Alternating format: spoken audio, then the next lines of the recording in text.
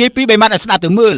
ជាតិត្រូវពឹងទៅលើការគ្រប់គ្រងដើម្បីឲ្យមានភាពរុងរឿងអ្នកដឹកនាំត្រូវតែខ្លាំងជាតិក្រត្រូវមានការដឹកនាំហើយនឹងគ្រប់គ្រងដើរផ្លូវត្រូវនឹងខ្លាំងនេះជាទ្រឹស្ដីលោកមន្ត្រីផ្នែកឈ្មួញមិនបានជាយល់ចង់ឲ្យជាតិខ្លាំងត្រូវតែមានច្បាប់ហើយនឹងរបៀបត្រឹមត្រូវដើម្បីគ្រប់គ្រងនគរក្រខ្លាយទៅជាមានខ្សោយខ្លាយទៅជាខ្លាំងជាតិក៏ខ្លាំងដែរហើយបើសិនជាជាតិយើងគ្រប់គ្រងតាមរបៀបនគរដែលជាអ្នកមានអញ្ចឹងវានឹងធ្វើឲ្យក្រកាន់តែក្រជាតិកាន់តែខ្សោយល្អណាស់នេះជាកូនប្រុសពូកែខ្លាំងជាងពួកឯងទាំងអស់គ្នានេះហើយជាកូនប្រុសមហាឈិញយើង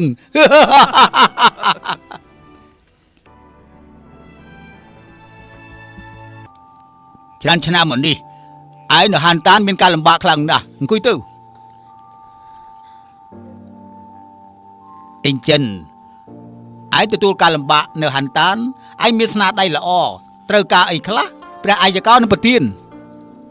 អ៊ីនចិនមិនត្រូវការប្រទានអីទេវាគួរតែប្រទាន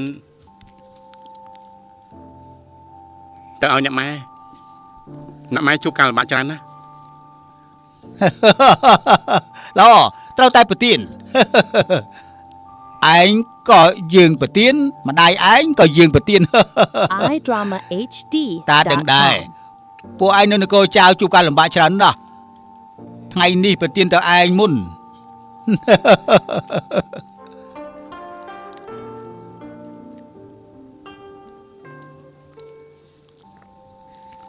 ប្រកាន់របស់យើងមួយនេះប្រទានដល់ឯង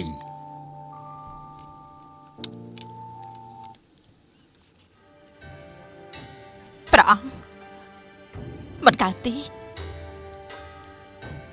ម្ចាស់ស្ត្រីយើងចូលចិត្តកូននេះណាស់ហើយក៏ជាចៅរបស់ម្ចាស់ស្ត្រីដែរថ្ងៃក្រោយម្ចាស់ស្ត្រីត្រូវតែល្អនឹងគេ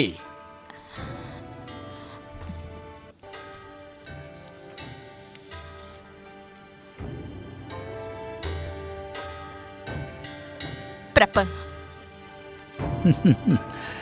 យកទៅពិតជាប្រទានដល់ទូមគុំមែនណាសូមអរព្រគុណ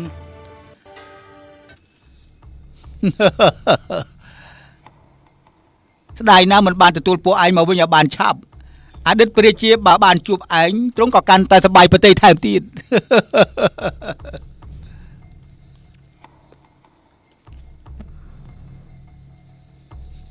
ជ័យឈូ